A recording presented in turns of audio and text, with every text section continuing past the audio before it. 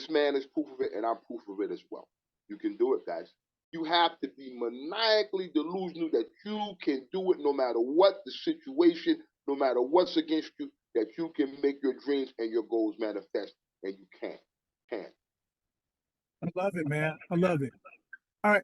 Actually, I want to go a little deeper, Jamal, into your backstory. Because you selected real estate.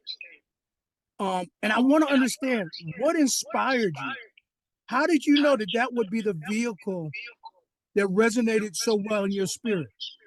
You know this one. You know this one from way back when we was in the dungeon. When Earl started me when I'm in a dungeon right now in tribute to my man. That's where we started. I was 24, and my dad had a friend passed away. His name was Nate Woolridge, and he had a home in the section of Ivy Hill. At the time, was a little bit of a north suburb. It isn't what it is now, but he had some problems. God bless me. He had some problems with some substances. So I had a little money in the bank. My mom had passed away. I had a little money. Plus, I was doing some things in the street where I could make a little money. So I had about $40,000, right? So I said, Dad, I want to buy Earl's house. I said, I want to buy Earl's house.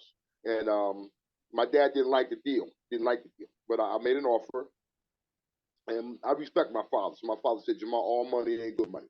So if I would have bought that house, he was afraid that that Nate was going to do something with the money and no longer be here, which is eventually what happened.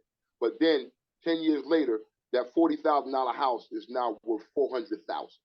Come on.